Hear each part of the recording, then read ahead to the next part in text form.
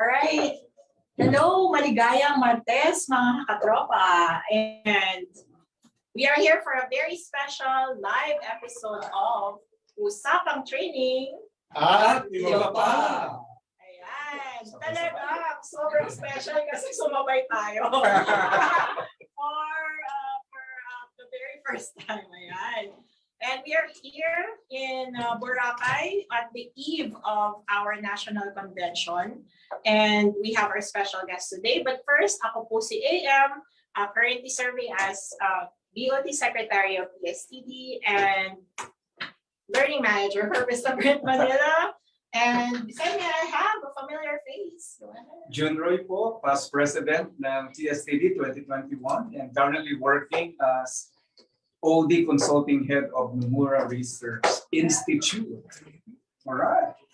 Magandang gabi mga katropa. Edwin Ebreo po of Executive Corporation at Network 10 PSTD Board of Trustees. Louis. Hello sa lahat. Louis Banda po ng LJNB at volunteer supporter ng PSTD. Ayan. Special shoutout din sa aming katropa na si Pearl Erasmo. Hi, Pearl. Hi, Pearl. Ayun sa Maynila. All right. And for today's episode, we are in Boracay and we are preparing for our 48th National Convention. The theme is Breakthrough. And so this is eve of breakthrough trends and practices in talent development. And we have two very special guests with us today. And let's welcome them. We have Mr. Ron. Yes. And then Human Capital Executive Director of PwC and the Chairman for the 48th National Convention. So yes, hello, good evening, friends. I'm very, very honored to be here to talk about yung breakthrough that's about to happen. Very excited, actually. Can't sleep for the past couple of weeks already for this. This is it. This is it Yes. next. So really excited about this momentous event. Yeah. thanks, Ron. And also we have Rinah Rivero, our BOT Vice President and Senior Manager for Workforce Transformation at PwC. Hello, everyone. Good evening. Thank you so much for having us. We're very excited to talk about the PSTD's 48th National Convention. And we have been planning for this since January of this year. So it has been critical several months preparing. And kagaya ni Ron, hindi na rin ako nakakatulog. Nagka-palpitate na ako. Nagka-heartburn na ako. I'm sure mas malakas yung sa'yo. For the past couple of weeks with everything, with all of the preparation that we are doing. Nandito na tayo sa exciting part. Yes, this is the exciting part. We have so many people that are anticipating to hear, listen to, and see, and even learn with, right? Our colleagues are also participating live and online. So my question is, why breakthrough? Yan yung theme natin. Yeah. Sorry. For the National Convention is breakthrough. Why breakthrough? Okay. Very good question. I'll give the context as to why it is breakthrough, and then Ron later on can expound a little bit further. But breakthrough because when we were doing the strategic planning as a board for this year in PSTD, it was facilitated by Jun Roy. So may kinalaman. Yes. We were asked, like, how would you describe this year for PSTD?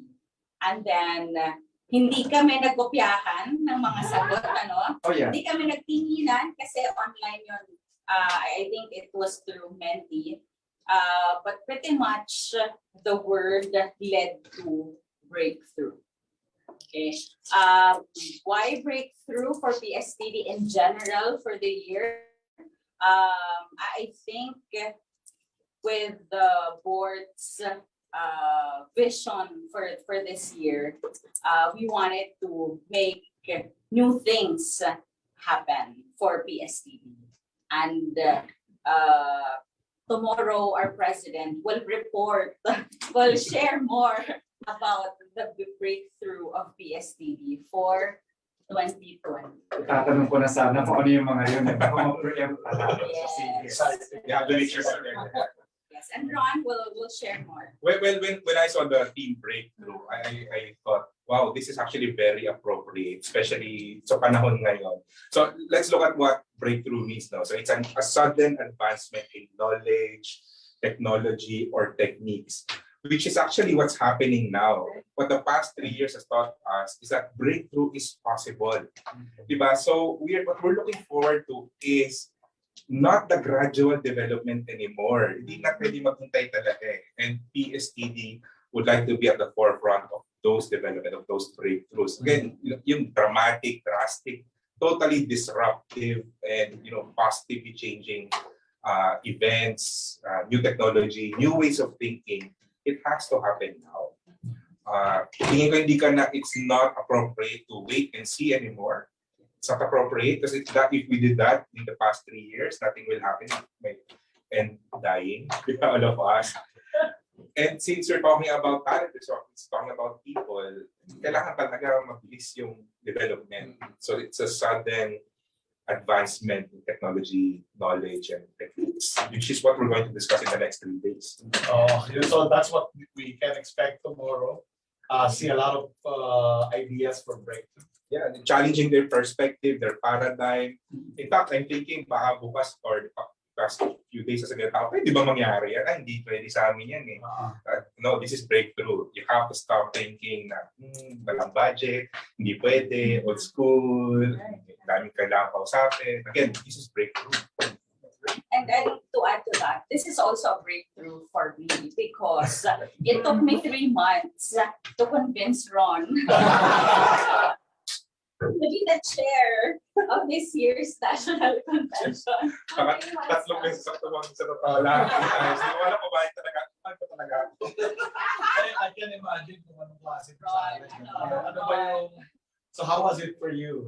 Sir, kasi ganito yan na. When I really saw the title, it really requires a lot. I mean, the team breakthrough. Kasi parang, you cannot rely on what you know in the past. So, doing this conference is really challenging all of the paradigms that you hold. And even looking at, ako ba mismo, am I doing all of those breakthroughs in my own organization? So it wasn't just because of logistics, but it was really the mindset, kailangan ready dito. Kasi we have to live what we're doing here. Mataas yung pressure kasi first na phase 2 Yes. breakthrough means we should outdo or outperform everything else before, di ba? Oo. Hindi siya pwedeng, sige, let's test it. Hindi pwedeng ganun eh. Talaga. No testing, just do it na agad. Hindi pwedeng soft launch. No. So, the pandemic was not a soft launch. Exactly. So coming from that, ano yung mga tracks that we can expect or the participants can expect starting tomorrow? Yeah, so earlier I shared that the breakthrough came out from our strategic planning as a board of trustees of PSTD, right?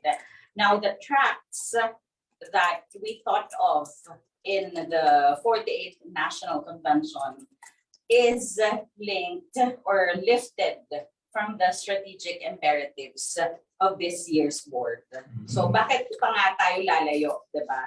From the strategic imperatives of PSTD this year, but just take the strategic imperatives and link it to and make it the tracks for this year's national convention. Wonderful. So align na align, no? Yes. So can you enumerate?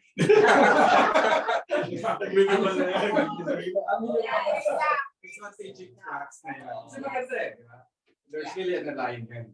Yeah, so the first track is engage. Engage, we have transform and sustain. Okay, so Engage, Transform, and sustain. Sustain. So tatlong major tracks. Yes, 3 major tracks. We don't want to have a lot of tracks at 15. We want to make sure na focus tayo on those three things that we feel would be very important or critical for talent development professionals in the next year, next several years. Ito talaga, these are the things that we will help break through or will help them break through. It makes a lot of sense kasi before you can sustain anything, first you have to engage. So sa talent development, the talent, you have to engage them. You have to facilitate their transformation and help them sustain that transformation. So, genius yung framework na pinili niyo para dito sa convention na ito. Ano ibig sabihin nito? Kasi a typical talent development, di ba? Pag tinignan natin coming from training and development, learning and development, mga typical functions. No? But this time, pag titignan mo, engage, transform, and then sustain. Terms that are not typically associated right away With learning with learning and development. Yeah. So what does this say about the path of talent development, and what does this also mean for all the participants? Gusto ko sagutin yan because this is a really first hand to at mainit-init pa. Nakikinig yata yung mga boss ko ngayon. Just this morning.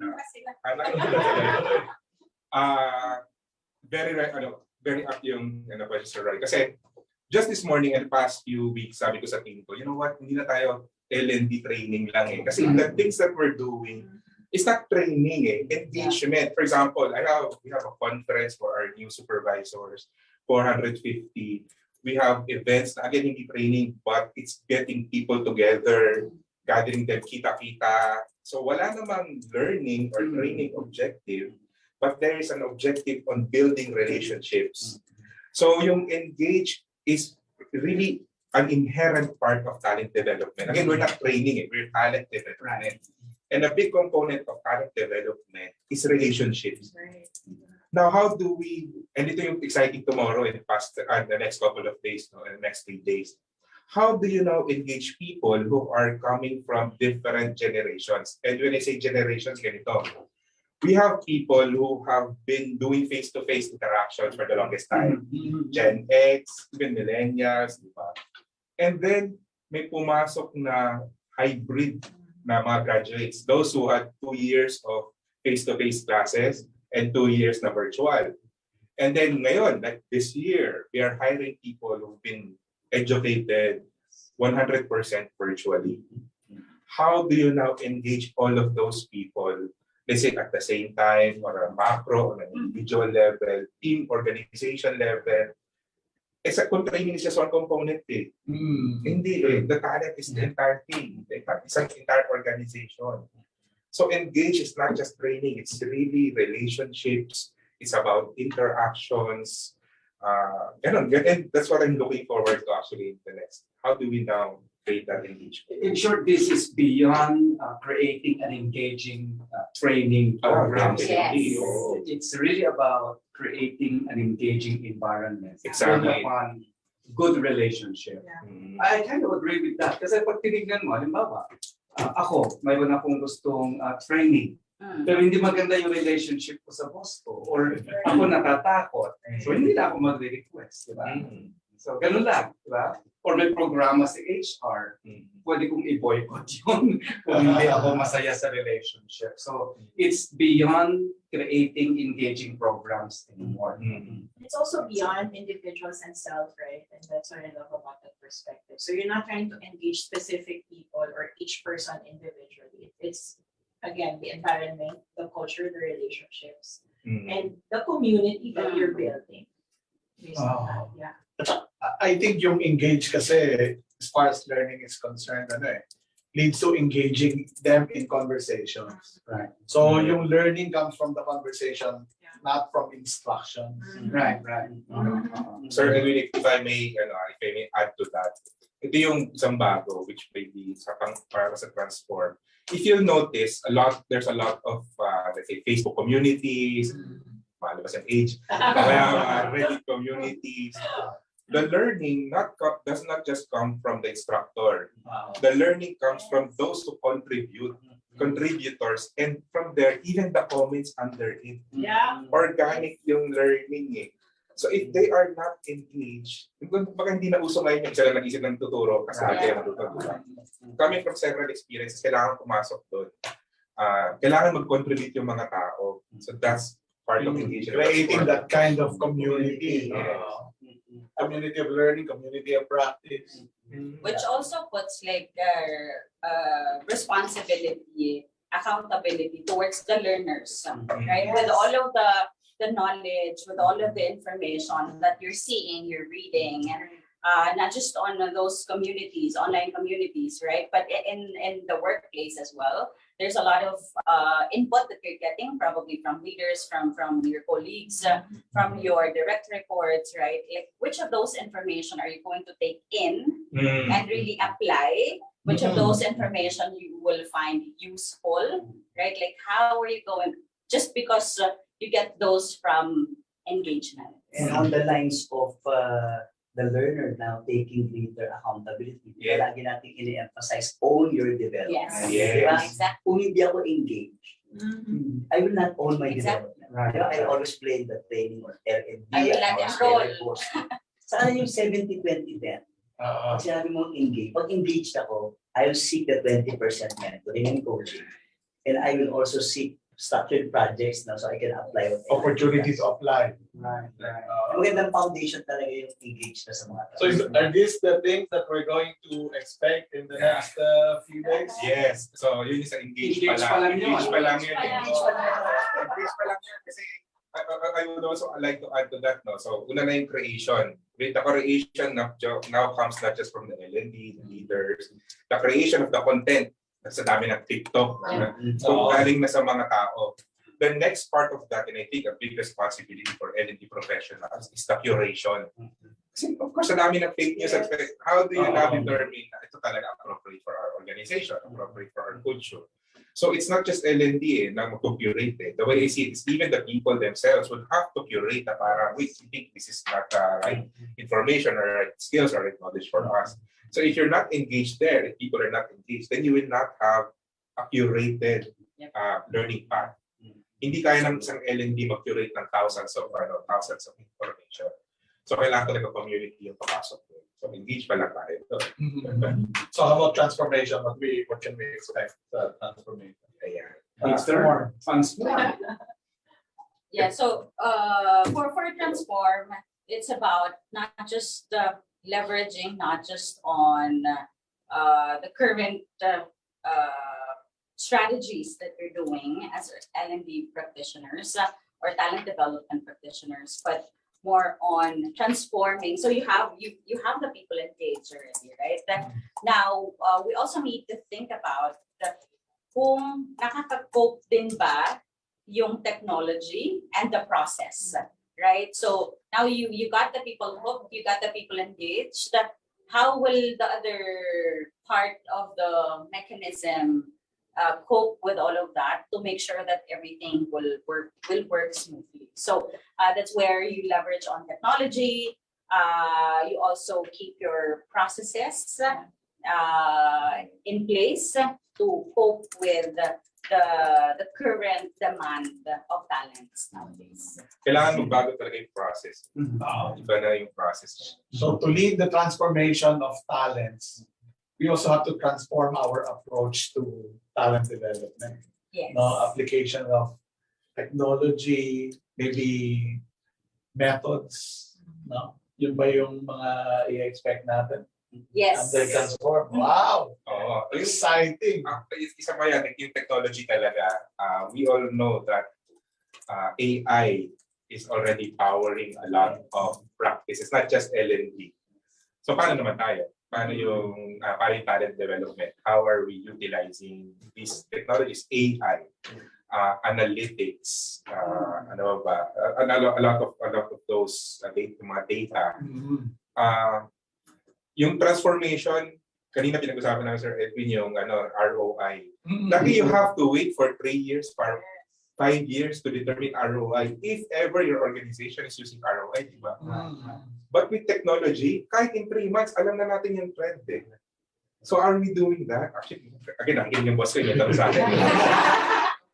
So available na yung technology kailangan na matutunan. Yeah, you don't have to wait an entire year. You can already plug even on the same day. you can already predict the trend. Are we getting the return on this investment? Mga talent developers, naririnig niyo po ba ito? Sabihin mo, matagal po yung Ito na ang solusyon sa atin. Nawalan na ng excuse. Wala Yes. Sabi mo, we have to wait for 6 months, 3 months to do the level 3, level 4. No, the technology says you can start doing it now. Even on assessing the skills of the talents, right? So, before you do it manually, Excel, diba? You assess talents, old school, right? But now you can leverage on technology to assess skills and talents of the people that you have in the organization, and technology can also help you plan, diba? The intervention that you're going to do, not just generally, but it can be individually, right? Like creating like individual learner pathway. Parang alam ko na yung pupunta kong parang session. Actually, di ko alam kung sino yung meron na. It's there. I give you an example. Kasi ngayon, one of the things that we're very particular is training integrity. When you say training integrity, ina-attendan mo ba talaga yung training? Are you really there? Especially kung A-learn yan. Are you online? Are you really there? Are you really learning? Di ba pwede naman i-on yan? Lessons ka lang, ganyan. So, Yung ma-attend pa nga ng isang meeting o another training. Sabay, So may attendance. Kung magkaiba yung platform. So one of the things that we're using is really technology to measure training integrity. Talaga bang nandyan yung tao? Kasi we can produce the L&D admin can produce. Ilang minutes talaga siya nag-spend. Baka naman fast-forward lang niya yung fast-forward tapos i-click mo na dito. So we're monitoring that. Nag-exam, di ba? Although we don't measure how many tries you did, di ba? Okay na sa akin, kahit 100 tries natutunan mo naman. Pero tanong is natutunan mo ba? Were you really there with the present? So I think for talent development practitioners, talaga yung technology is a lot of, it's very powerful. We shouldn't be afraid of it. And again, it's a breakthrough, the use of this. Baka ikaw pa yung mauna sa organization mo na, you know what, we can do that. Right. You know what, are you level 3, level 4? Something that we can do. Ginagawa sa assessment yan, di ba? Sa recruitment, di ba? Yung seeing if it's still the candidate who's taking the online exam. Yeah. Kasi ganyan talaga, hindi mo alam kung nag-attend ba talaga. Dati kita mo nandun kay tulog, kita mo. So what I'm getting here, correct me if I'm wrong, is that what's given is that talent development or even yung learning and development, given na yung role natin to transform individuals and organizations, right? So that's the given. But what I got from you are 3 important terms, which maybe we can consider accelerators of transformation. You mentioned about technology, data, and the other one is process. So in short, what I got is that for talent development ka, mga katropang trainers, hindi lang mindful ka kung ano yung tina-transform mo, kundi paano mo sila ita-transform, how you leverage these 3, which you mentioned, technology, process, and data. But also, it's not just, because these are big words really, and sometimes I know we have practitioners na nakakatakot pakinggan. It's overwhelming. But what I'm also getting is, transformations are not always like these huge projects that take years, to bring positive impact, or that's so difficult to put. There's like small transformations you can make with the technology that's available, the data that's available, and the processes. Parang gone are the times where you have to wait that long. Yes, yes. Ano tayo na instant noodles generation. Kailangan, na agad, you have to turn things around really.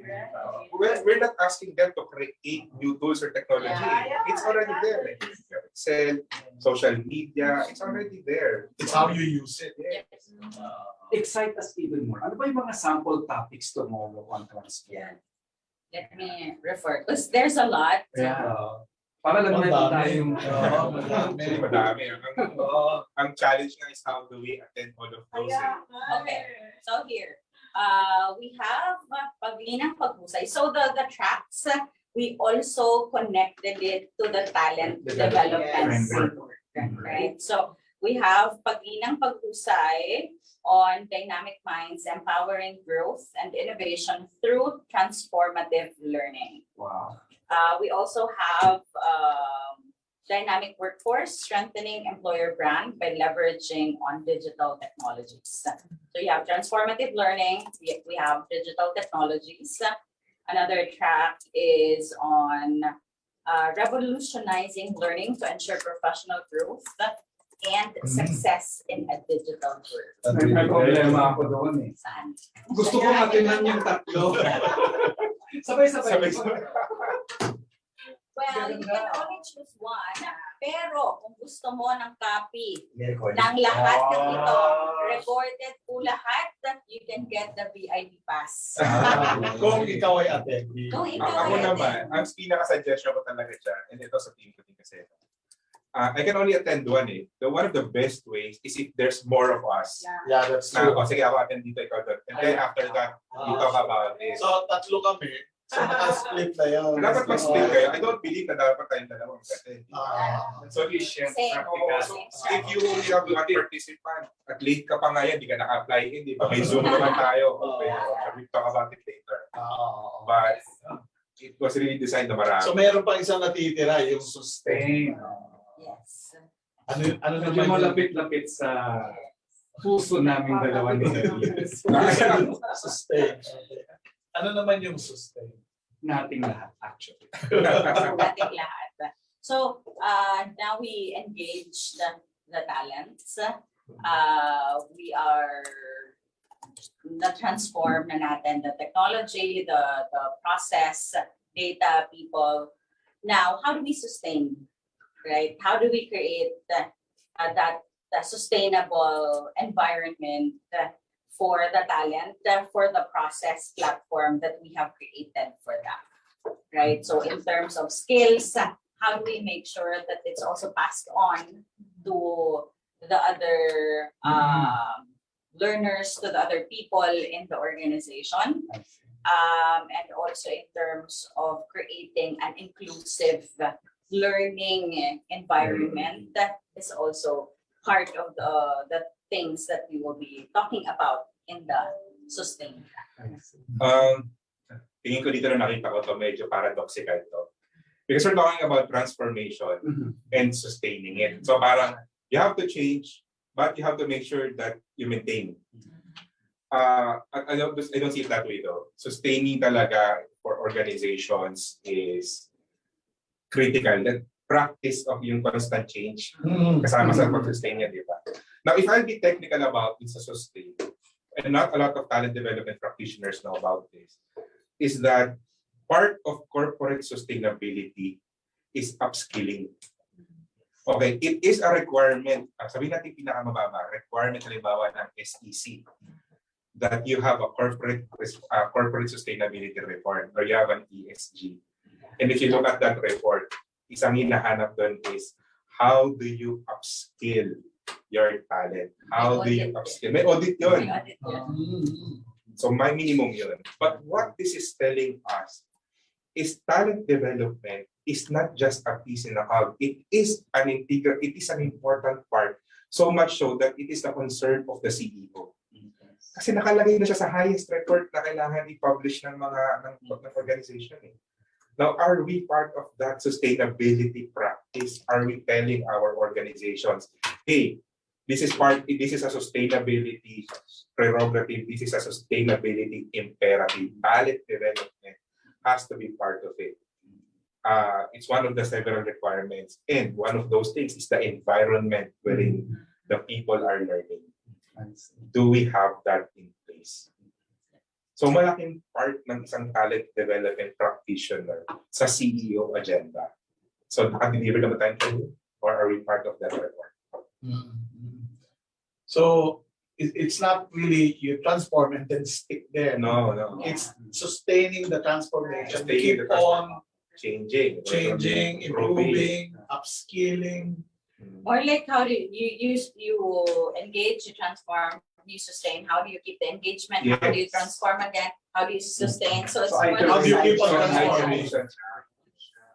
Because I like what you said. It's not just maintaining what you've learned, but you have to upskill it. Kasi otherwise, it will be stuck with you also. No, kasi yung problema na meron tayo caused by old thinking. Right.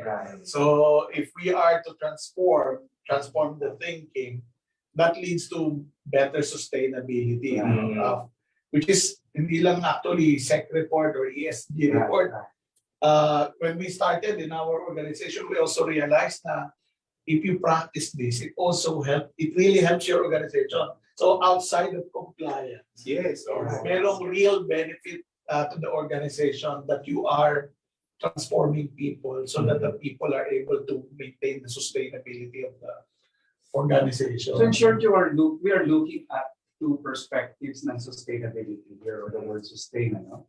One is continuity, right? The other one is yung triple P's ng sustainability. You mentioned about inclusive, which is the people, planet, and then progress. Tama ba? Dalawang perspectives. Yes. How do you reconcile both, or how are they integrated? Yung dalawang perspectives na yan. Okay, so ako as a PD professional and also as the executive director, no, ang pinaka-exciting sa akin talaga is to sustain. Because of that, sir, how do we merge itong process of iteration, and how do we make sure that the board, the top leadership, has buy-in into that? Na sila mismo, they don't stifle the progress that we're doing, the projects that we're doing, that they themselves are doing this transformation. So I think the marriage is there. Na as talent development practitioners, we help interpret, or we help them understand that this is how it works for us.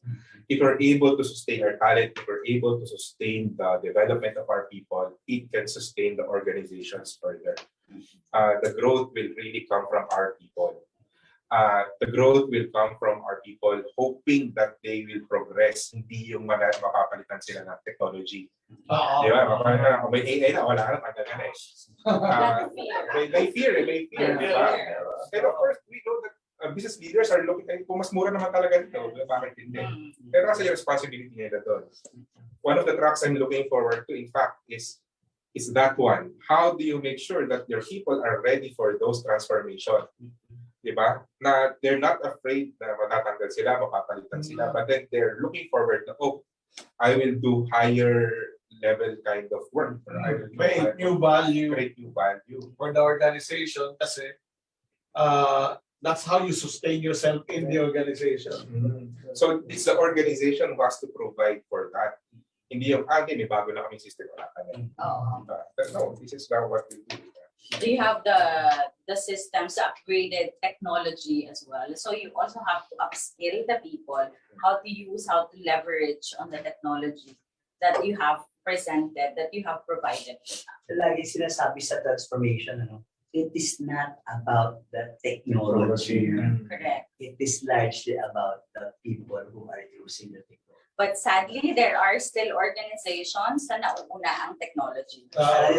Afterthought yung people na, kailangan pala natin i-up. Nabentahan ka ng technology. Nabentahan ka ng technology. I agree, yung mga tao pala hindi ready. So, parang how do you make sure na mas magsasabay yung technology and the people? Ang dami kong alam na horror stories. Hindi ko na like ko. May mga pumasok din sa isip ko na parang Another topic. Alam mo, pinakasimpleng example niya, Excel. Marami pa rin gumagamit ng Excel like a calculator in a simple spreadsheet. Yes. Madaming bumili ng SAP. SAP. Actually, sa horror story sa isip.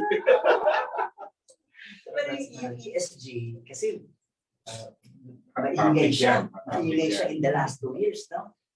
Para sa tingin ko, marami pa rin talaga hindi nakaka-intindi ng ESG. Pero maganda nga rin na part siya ng track natin. Right. Para nakikita ng talent development professionals, part pala ako ng ESG.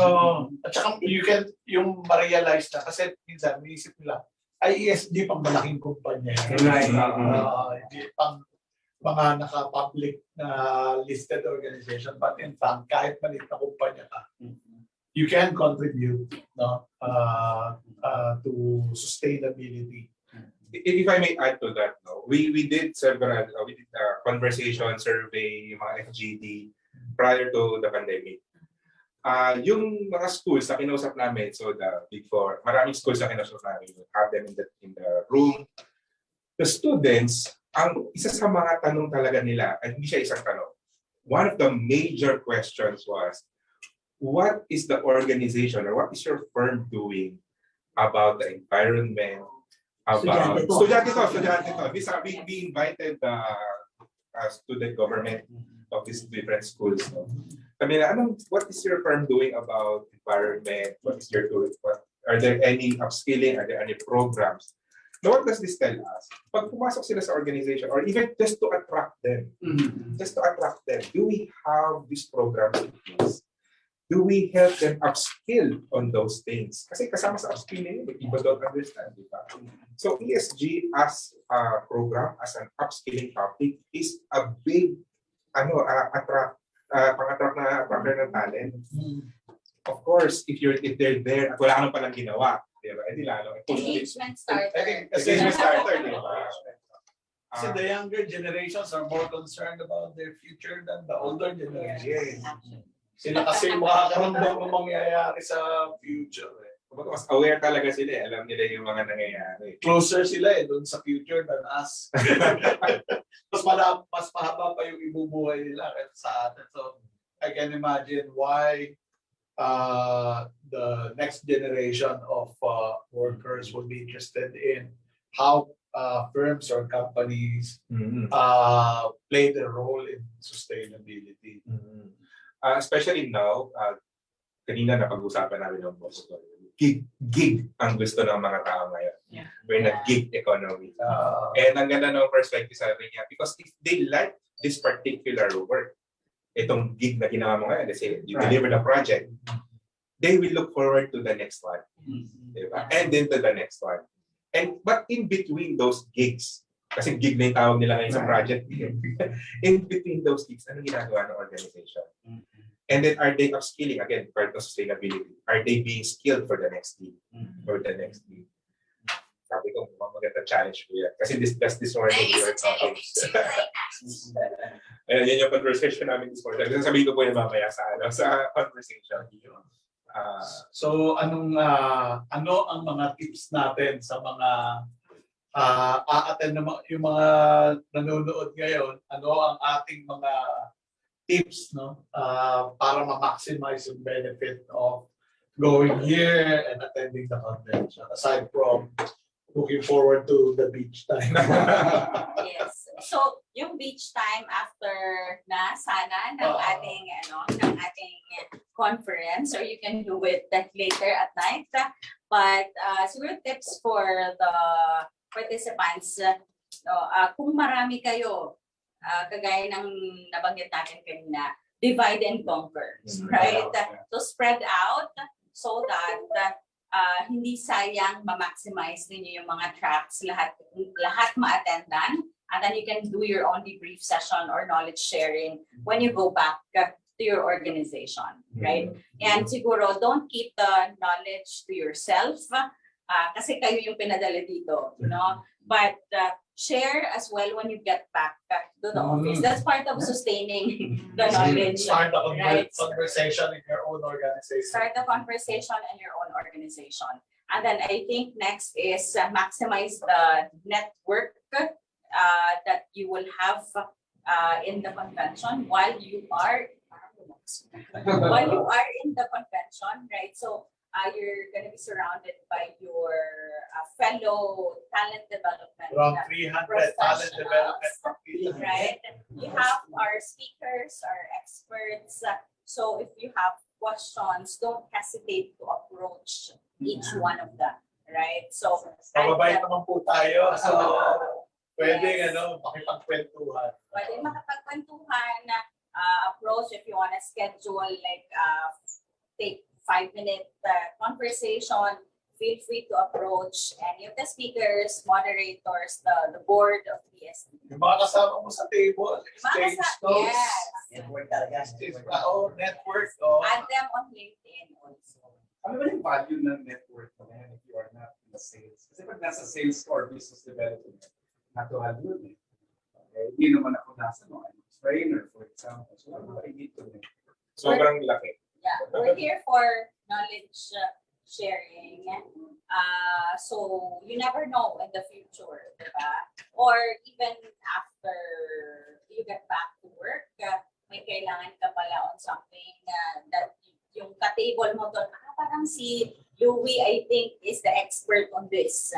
Diba? So parang, you have Louie to, contact. I have a question, or if there's anything that you need, or you have someone you met is an expert on a particular field as well, at least you can tap them. So we're creating a community na we can share knowledge. So you are multiplying your source of knowledge, and creating a community or becoming part of the community. May nagtanong before na sa isang tipanan, how do I become this particular speaker? Ayan, yung session sa kanila. How to be you? How to be you, diba? And ang response ko talaga doon is, you know what, if you are able to talk to them face to face, you can ask them for tips. Ang maganda nun, hindi lang isang tao yung matatanong mo. You can keep on asking these people until you create your own style because you cannot duplicate Louie ba? You cannot. There's no way. You can duplicate everything. You have to create your own style. But then, baka may nagustuhan ka sa kanya. Nakita mo siya nag-present or you were able to have lunch with him, di ba? Ask him, sir, ano ba ginawa mo dito? Ganyan.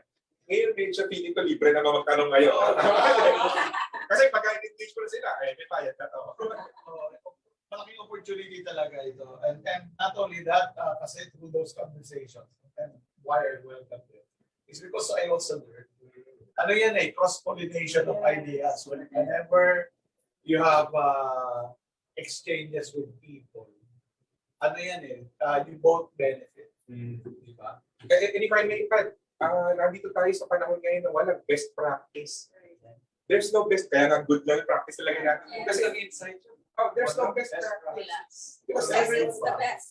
this is ano ngayon we're on breakthrough, di ba? Medyo nag-level playing field lahat tayo. Hindi ka pa marunong mag-hybrid. So you have to ask people, di ba, to multiply the years of experience. Itanungin mo ngayon, more than 200 virtual sessions. I mean, you get that from the network. Actually, sometimes you don't get that from the talk. You really get that from the one-on-one conversation by the pool.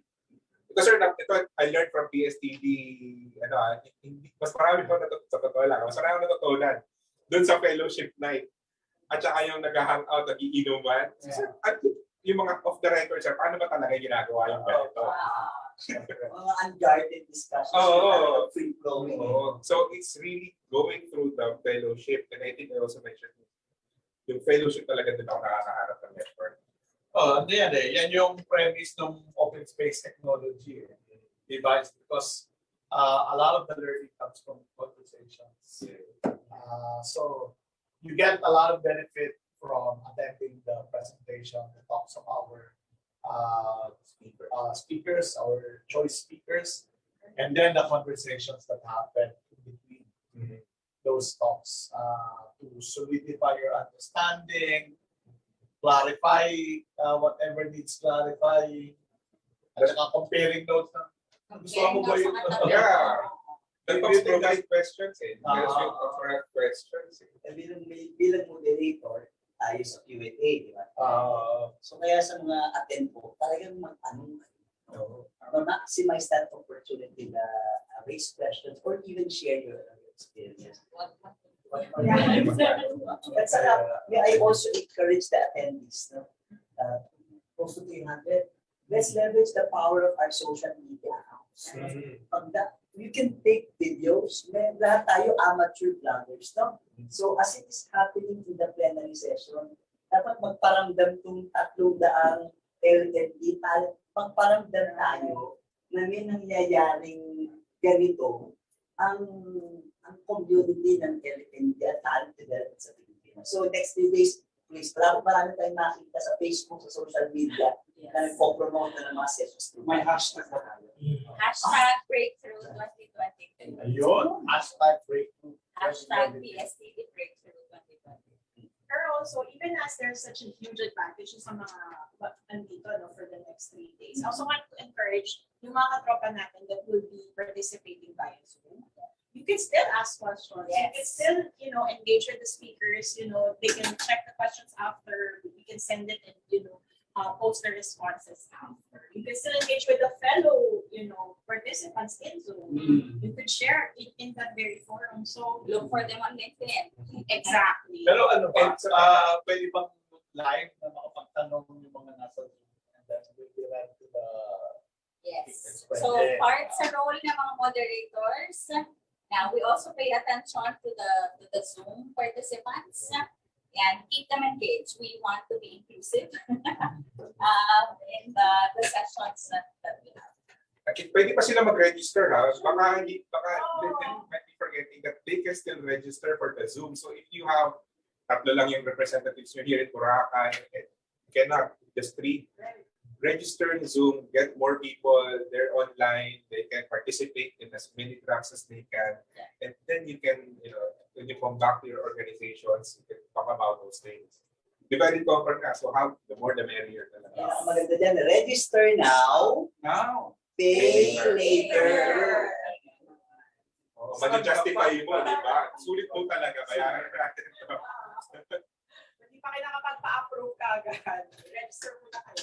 mga katropang trainers, kung napapansin niyo, dito pala, pinag-uusapan natin yung matututunan. Yeah. Right. Kung napansin niyo, dito pala, punong-puno ng learning. Ako namin kung nakulat kanina. Right?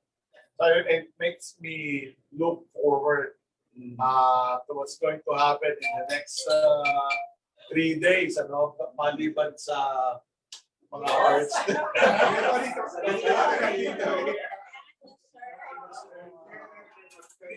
Pero hindi po libre yan. So, hindi lang po sila yung in charge, sila rin po yung mga models. Yeah. Let's look at the kids. So one, you'll get this. So you'll get this. Ganda kaya? Ang ganda niya. Saka sustainable. Sustainable. Burlap. Oh, yan. Pakita natin kung anong nilalaman. Sige, dahil may sa Boracay. Di Yung ulan, friends.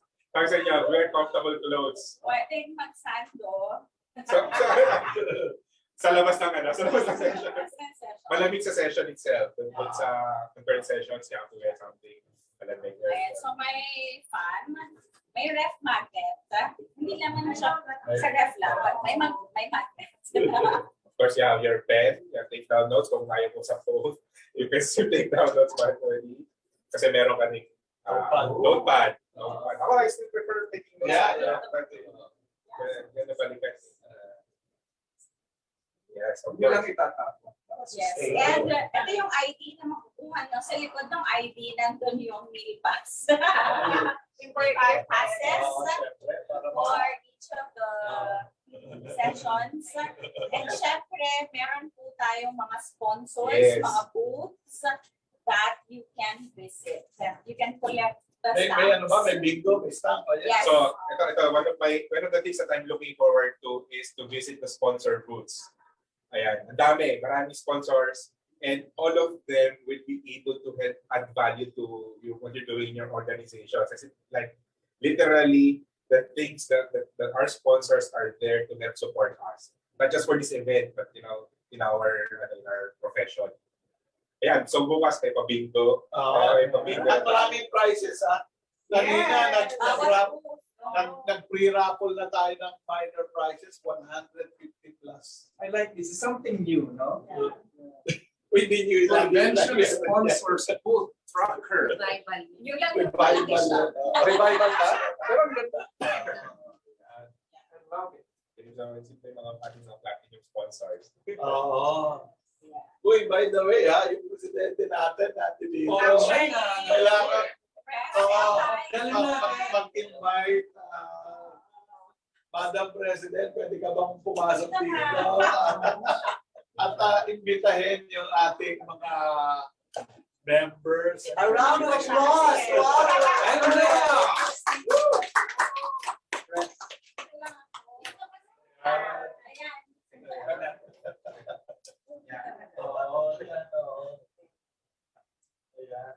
Imbitahin mo naman sila. Thank you for the ambush. And just watching from there, I have a lot of learning coming from these movies. Kasama na kita. Oh, yes. So, just a few hours and we will all see you. Excited and nervous. Yes.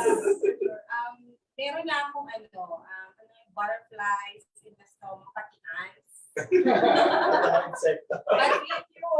But it's because of excitement also. And I'd like to this early, thank the professional team. Itong team na ito, marami pa po. Pero special mention siya.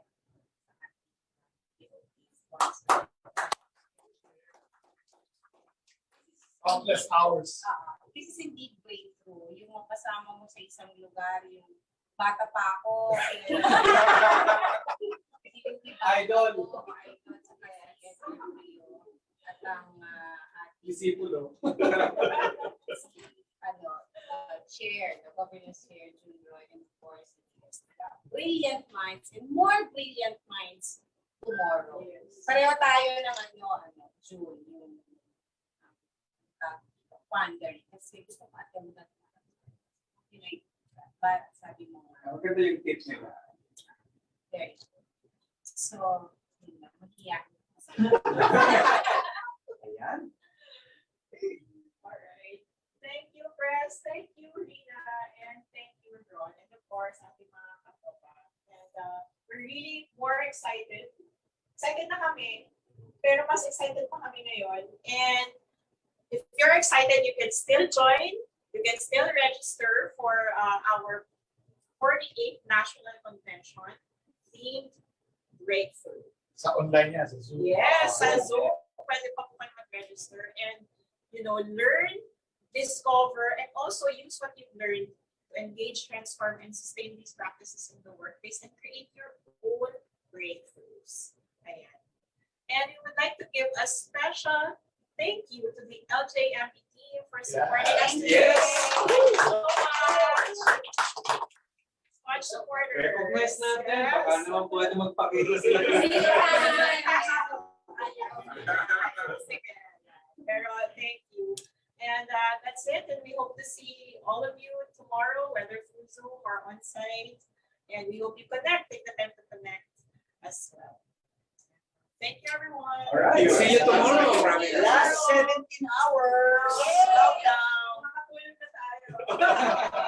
Hindi pa, practice pa. Okay. All right. All right. Thanks, everyone. So Bye. Bye-bye mga katropa.